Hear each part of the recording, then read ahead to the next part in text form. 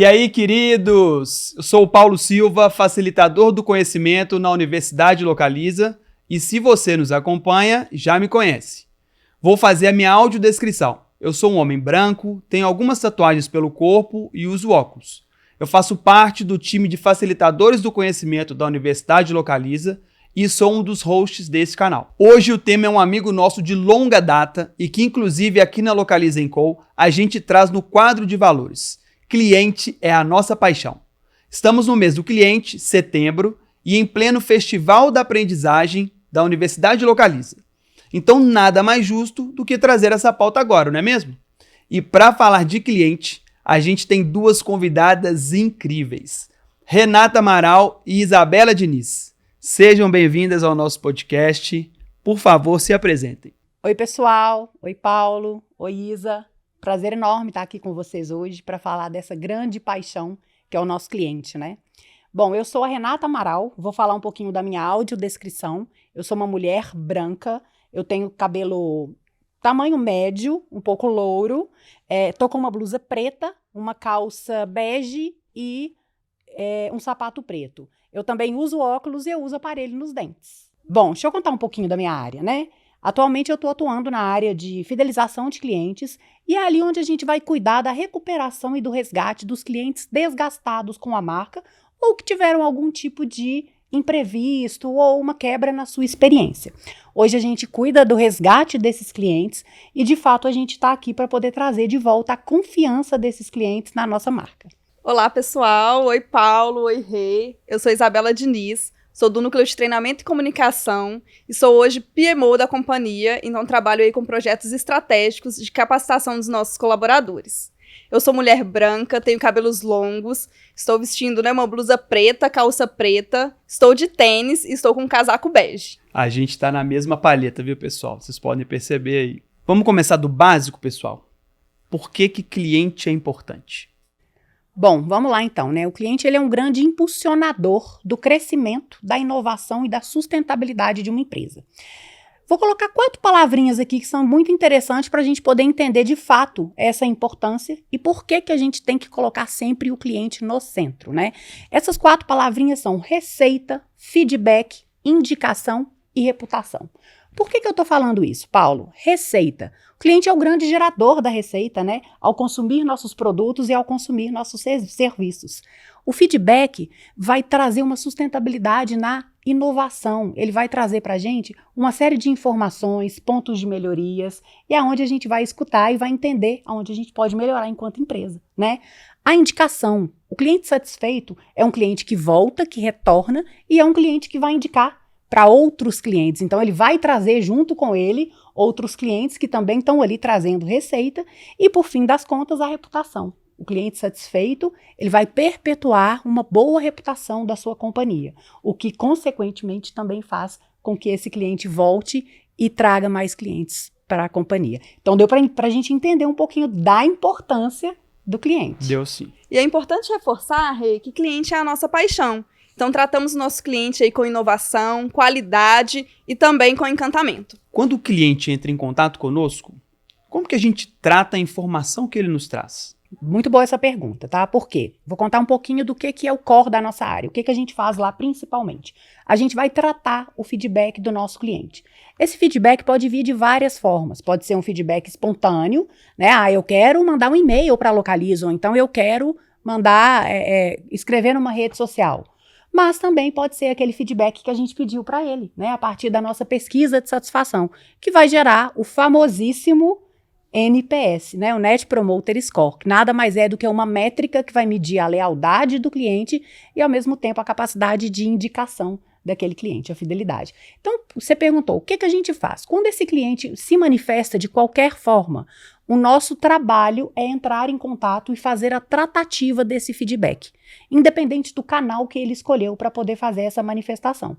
Então, a partir do momento que ele se manifestou, a gente vai colher todos os dados daquela informação, nós vamos fazer uma tratativa daquele contato, seja ele um pedido, seja ele uma insatisfação, seja ele uma necessidade de ter uma relação de consumo com a gente, né? Então a gente vai fazer a tratativa e depois a gente vai transformar isso, Paulo, em insumo. Insumo para quê? Para melhorias na empresa, para priorizações e para as tomadas de decisões.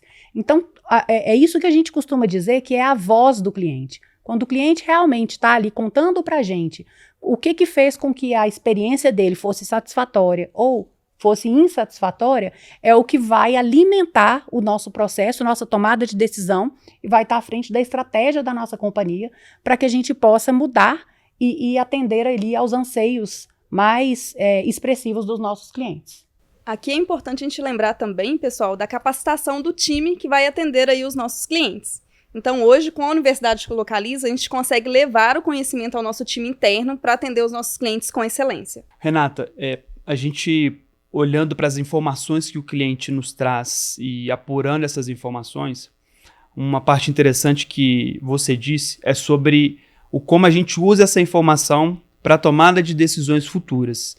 E eu vejo isso num caminho muito correto, porque o que a gente costuma ver em alguns momentos são decisões que são tomadas sem a fundamentação, basicamente pautadas na percepção. A percepção, em alguns momentos, ela vai ser relevante, mas nada como um bom dado para fundamentar as nossas decisões, não é mesmo? Sim, Paulo, e olha que interessante. Acho que isso vem muito da cultura, né? Quando a gente vai falar de como que você encara uma reclamação, porque muitas vezes eu estou aqui na minha área para poder cuidar de reclamações também de clientes, manifestações voltadas para reclamações. A forma como você encara uma reclamação, se você encara que uma reclamação é um problema, você não cresce, você não evolui. Agora, a partir do momento que você olha para uma reclamação como uma excelente oportunidade, muitas vezes o cliente te dá uma consultoria gratuita a partir de uma reclamação. E você vê quantos pontos a gente tem de melhoria a partir desse feedback dele. Então a gente tem que pegar, estruturar em dados, e aí entra a tecnologia, né, para nos apoiar nesse processo, todas as informações estruturadas, e a partir daí a gente tem insumos para as tomadas de decisões e priorizações na empresa. Legal. Isabela, na sua visão, qual é o maior benefício que a gente tem quando a gente toma uma decisão ouvindo o cliente? O maior benefício é ter a voz do cliente aqui dentro da nossa companhia. Então, hoje a gente consegue, né, entender o que o cliente, né, tem ali de dor e conseguir tratar essas dores e oferecer o melhor serviço possível. Boa. E olha que interessante, Isa, nesse ponto que você colocou aqui agora, e a gente começa a observar que, de fato, quando eu estou ouvindo o cliente e provendo melhorias a partir da voz do cliente, eu tenho muito mais chance desse cliente me recomendar e desse cliente voltar também, aumentando, consequentemente, a fidelização. Exatamente, entendendo o que realmente é valor para esse cliente. Legal. Renata, me conta melhor sobre a forma como a gente trata as informações do NPS, porque eu acredito que lá a gente vai ter uma série de informações, algumas perguntas que são bem determinantes para que a gente siga. Hoje, como isso é feito? Como essa tratativa acontece? Tá, vamos lá. Minha área realmente é responsável, né, para a gente cuidar dessa tratativa e dos feedbacks do que o cliente dá lá na pesquisa de satisfação. Só relembrando, né, que quando o cliente preenche a pesquisa de satisfação, ele está ali contando para a gente como que ele se posiciona em relação a essa marca. Então, se ele dá uma nota mais alta ali, a gente vai entender que aquele cliente é um cliente promotor, aquele cliente que está promovendo a marca, que está indicando. Se ele dá uma nota mediana, a gente está entendendo que aquele cliente é um cliente neutro, ele é suscetível a experimentar outras marcas, a ir para a concorrência. E existe também aqueles clientes que tiveram em algum momento, um ruído, uma quebra na experiência, e esse cliente pode se tornar um detrator da marca. E esse cliente sendo detrator, a chance dele ir embora é muito grande, né? Então, esses clientes são a prioridade no momento da tratativa. Eu vou entender cada um dos pontos colocados por esses clientes. Eles têm a opção de colocar os comentários ali também na pesquisa, então a gente vai entender cada um dos pontos colocados. A partir desses pontos, nós vamos categorizar, e a partir dessa categorização, a gente devolve essa informação para a empresa. E é onde a gente volta no fluxo de priorização e de melhorias. Fiquei curioso. Qual é o cheiro que você pode dar em relação ao NPS que a gente tem? De acordo com a metodologia, o canal para eu fazer contato com o cliente é o canal que o cliente escolheu para me responder. Então, se aquele cliente me respondeu por meio de um e-mail, o ideal é que eu vá lá e faça contato com ele por e-mail também. Só que nós sabemos da importância de um contato telefônico naquele momento, né? Principalmente quando existe um desgaste envolvido ali na experiência. Então, de fato, a gente prioriza para situações mais críticas os contatos telefônicos e aí sim, eu vou ter a oportunidade de fazer um super acolhimento com aquele cliente, esclarecimentos, eu vou ter a oportunidade de entender de fato qual é a dor, onde está a dor e onde a gente pode solucionar. Em muitos momentos eu vou, de fato, prover uma solução, quando essa se fizer necessário. Em alguns momentos, claro, para fechar com encantamento na experiência, a gente faz uma ação de reconquista também com os nossos clientes. Então, como você mesma disse, se o cliente não colocou as informações que podem nos dar os insumos, esse contato é fundamental para que a gente possa entender e para que a gente possa aprofundar nos verdadeiros motivos que fazem com que gere algum tipo de dor para o nosso cliente. Quando eu ligo para alguma empresa que eu sou cliente, eu presto muita atenção na forma como eu sou atendido. Isso porque realmente é um valor muito forte para mim. E eu imagino que também seja para a maioria dos nossos clientes. A empatia, o entendimento de realmente se aprofundar na dor que o cliente tem e querer resolver o problema. Vocês enxergam isso como características essenciais para que a gente consiga encantar os nossos clientes?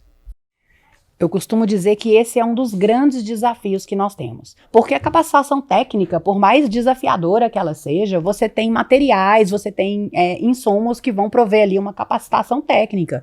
E ela sim é importantíssima, né? Mas a partir do momento que eu estou falando de relacionamento, o que vai fazer toda a diferença são as habilidades comportamentais.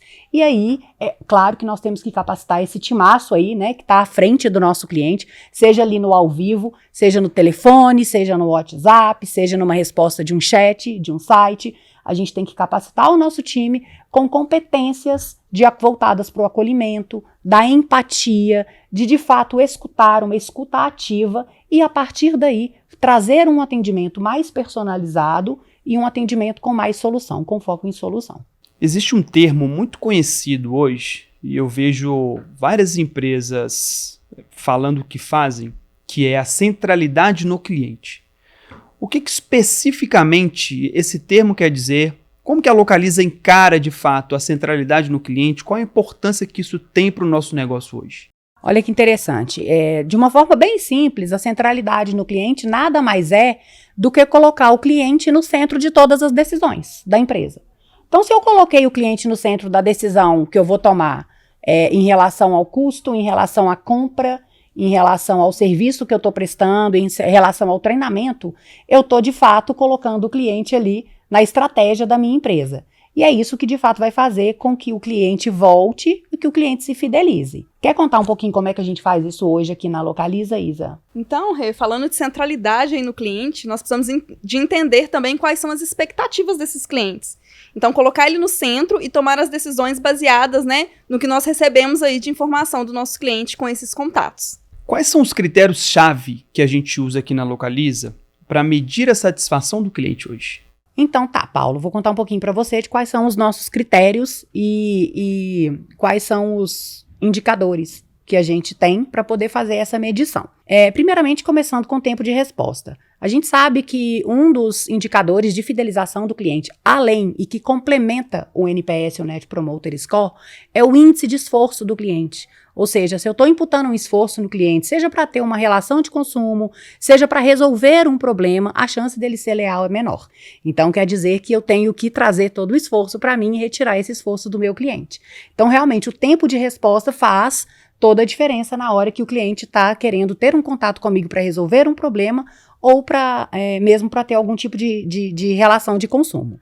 Nós temos também uma taxa de solução no primeiro contato. Tem até um nomezinho em inglês para isso, que é o FCR, né? First Call Resolution, que vai medir o quanto eu consigo resolver a partir daquele primeiro contato. Eu desliguei já com tudo resolvido e o cliente não vai ter que me ligar novamente. A partir daí eu tenho um outro indicador também importantíssimo, que é o rechamada, que tem a ver, se eu não resolvo no primeiro contato, o meu cliente vai ligar novamente, vai me acionar novamente. Então, quanto menor a rechamada, é melhor também.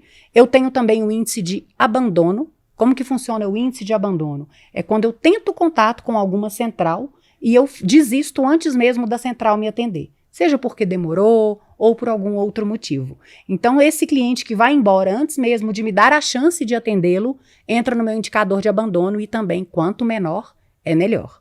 E, claro, não poderíamos deixar de falar da medição e da mensuração da satisfação do nosso cliente e do NPS. A gente está falando muito aqui de cliente, muito focado no cliente externo. A gente sabe também que é muito importante que a gente saiba tratar e lidar do nosso cliente interno. Isa, como que você vê hoje essa importância em tratar o cliente interno com todo o preciosismo, o cuidado com que a gente também trata do cliente externo hoje? É extremamente importante, Paulo. Então, hoje nós preocupamos muito aí com a capacitação do time.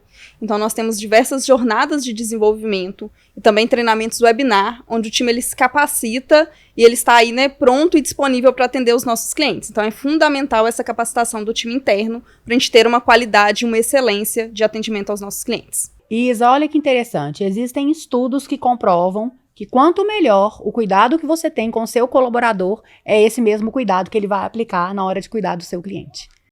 Que legal.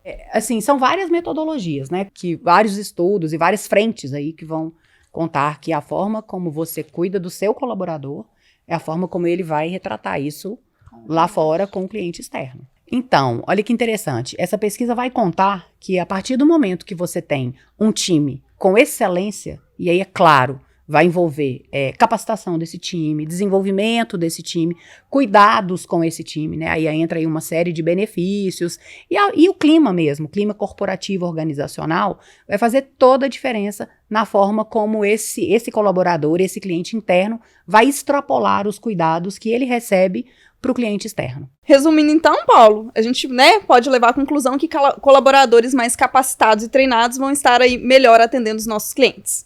Nós temos acompanhado a importância das redes sociais na interação com os nossos clientes.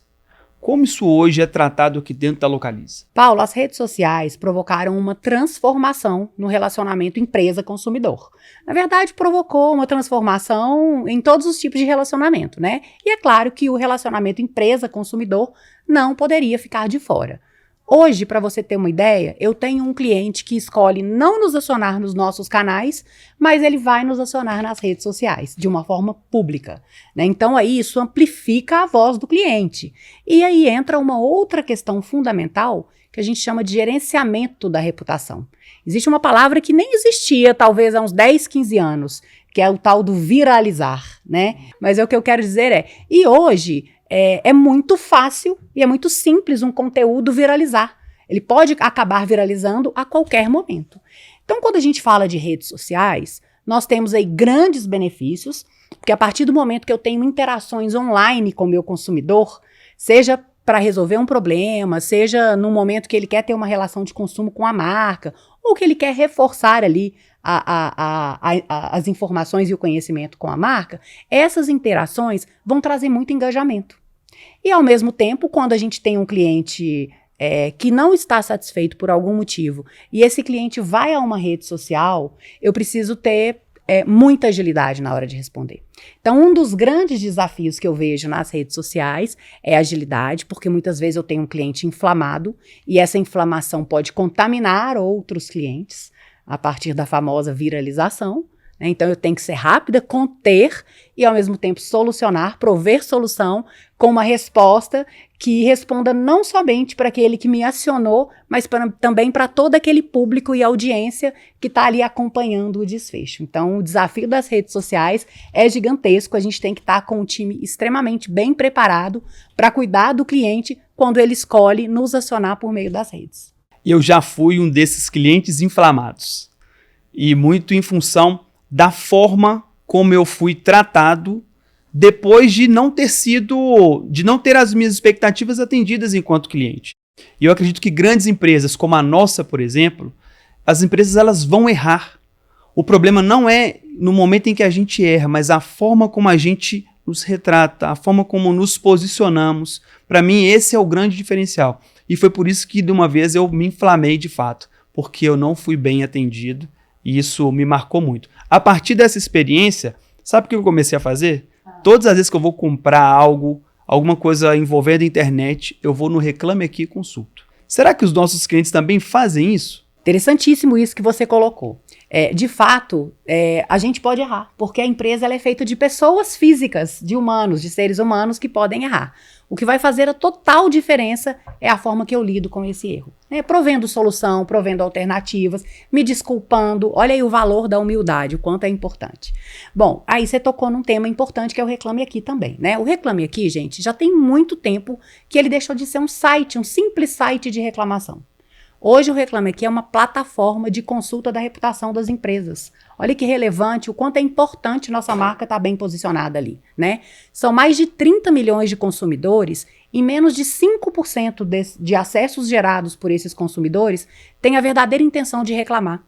Isso quer dizer, Paulo, que esses consumidores fazem muito como você. Eles estão indo ao Reclame Aqui para naquele momento entender se eles vão depositar a confiança deles numa marca a partir do momento e da forma como eles vão enxergar que essa marca tratou as reclamações ou solucionou os problemas, e eles vão decidir de fato se vão depositar confiança na marca e se vão ter uma relação de consumo com essa marca. E o que é importante aqui também, Paulo, que eu também utilizo o Reclame Aqui quando eu vou consultar sobre algum produto, e eu também olho a resposta da empresa. Então, o que a empresa respondeu para aquele cliente, isso também influencia no meu poder, né, e na decisão de compra. Todo cliente insatisfeito reclama nas redes sociais, no Reclame Aqui? Aí é que tá, Paulo. A gente tem a sensação de que todo cliente insatisfeito reclama, né? Mas eu fui estudar sobre isso. E tem uma pesquisa, tem um estudo que conta pra gente que a cada 26 clientes insatisfeitos com a sua marca, ou não necessariamente insatisfeitos com a marca, mas insatisfeitos com aquela experiência, desses 26, apenas um cliente volta de fato para relatar sua insatisfação ou para gerar uma reclamação. Os outros 25 clientes simplesmente vão embora. Ou vão ter aquele tipo de fidelidade que é uma fidelidade de conveniência, que não, de fato não fideliza, né? Porque a fidelidade, o cliente que tem uma fidelidade de conveniência, a partir do momento que aparece uma outra concorrência, uma outra oportunidade, esse cliente tem uma propensão enorme a ir embora.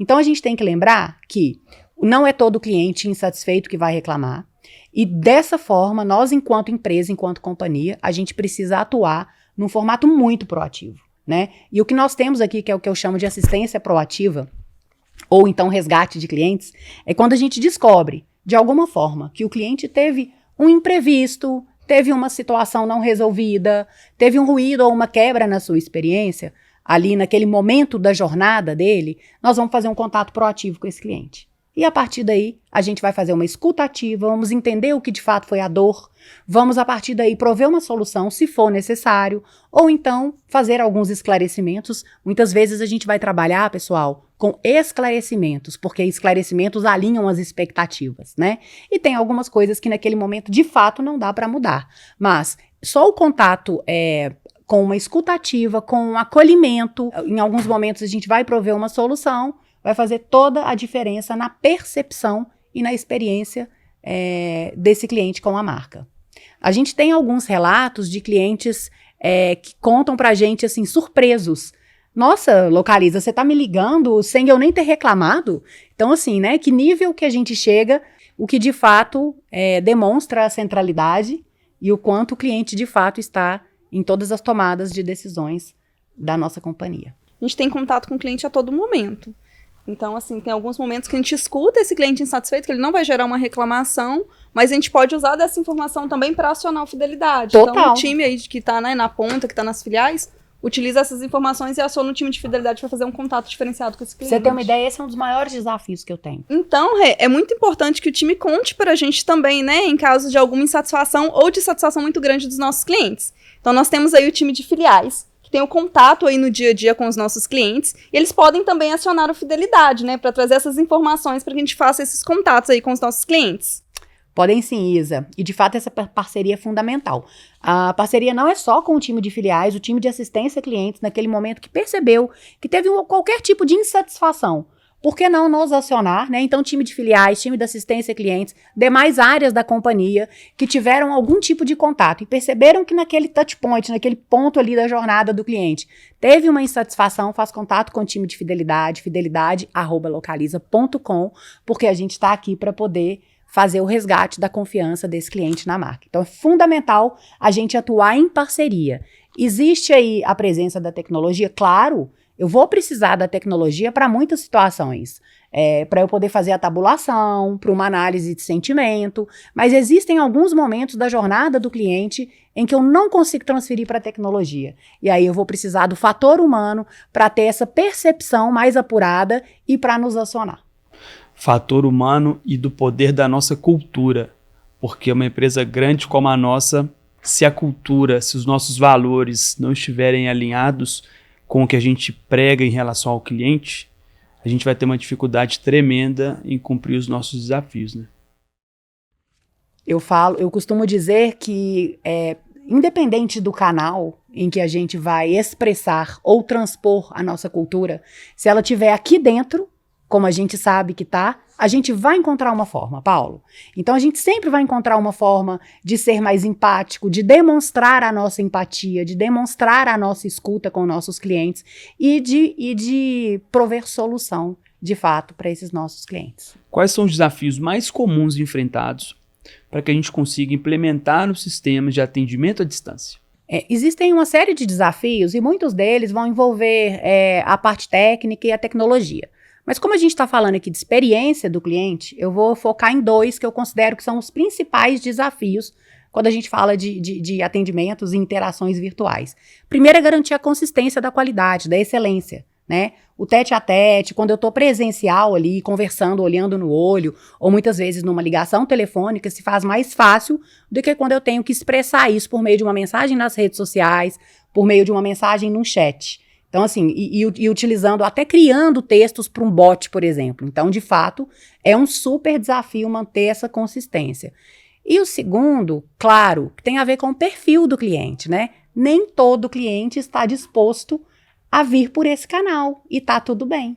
É por isso que é importante a gente oferecer para ele a mesma fluidez, qualidade e consistência em todos os canais e que o poder de escolha e da forma como ele vai nos acionar fica totalmente com ele, tá? A gente está aqui para servi-lo e para atender às suas necessidades. Então é fundamental entender, né, o nosso perfil de clientes para poder atuar com eles de maneira assertiva. A gente está falando aqui muito de atendimento e tecnologia voltada para os nossos clientes.